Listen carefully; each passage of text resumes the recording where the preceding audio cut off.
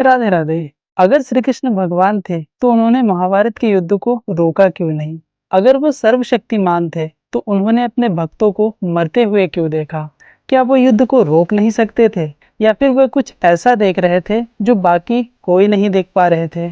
महाभारत के युद्ध से पहले दो सोच थी, दुर्योधन की सोच और अर्जुन की सोच। दुर्योधन को कोई दुविधा नहीं थी, उसे अपने हर फैसले पर पूरा भरोसा था। उसे लगता था कि वह जो कुछ भी कर रहा है वो सब कुछ सही है और वो जो चाहे वो कर सकता है। उसने पहले से ही तय कर लिया था कि उसे अधर्म का साथ देना है। उसे सही गलत से कोई फर्क नहीं पड़ रहा था, उसे सिर्फ जीत चाहिए थी। लेकिन दूसरी तरफ अर्जुन जो उलझे हुए थे, क्या मुझे अपने भाइयों के साथ लड़ना चाहिए? क्या ये धर्म है? क्या ये युद्ध सही है या फिर मैं कुछ और भी कर सकता हूँ? अर्जुन सोच में थे। उसे जीतने से ज्यादा सही और गलत का फर्क जानना था, क्योंकि वह अधर्म करना नहीं चाहते थे। यहीं पर श्री कृष्ण ने अर्जुन को वो बातें बताई जो हम सभी को सुनना चाहिए। हमें सिर्फ कर्म करने की आजादी है, लेकिन परिणाम पहले से ही तय है। अब आप सोच रहे हो कि परिणाम पहले से ही तय है, इसका क्या मतलब?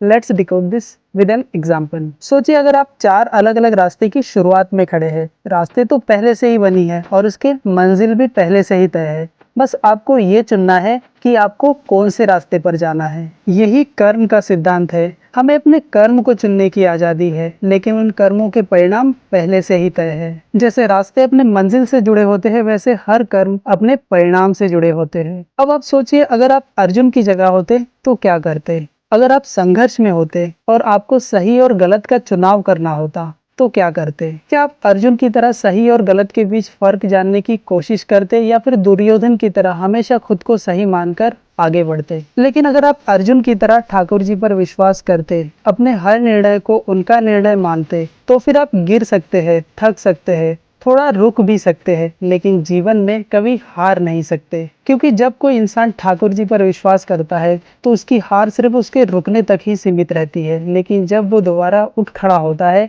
तो उसकी जीत निश्चित है। अब जब आपने इस वीडियो को यहाँ तक देखा है तो आपके मन में भी एक थॉट, एक विचार आया होगा, क्या बिना संघर्ष की सफलता मिल सकती है? नीचे कमेंट में बताओ। और अगर आपको श्रीमद् भगवद गीता से रिलेटेड ऐसे रियल लाइफ एग्जांपल्स अच्छे लगते हैं तो आप हमें फॉलो भी कर सकते हैं। तो आज के लिए बस इतना ही, मिलते हैं और कुछ सवाल और उनके जवाबों के साथ। तब तक जय श्री कृष्ण।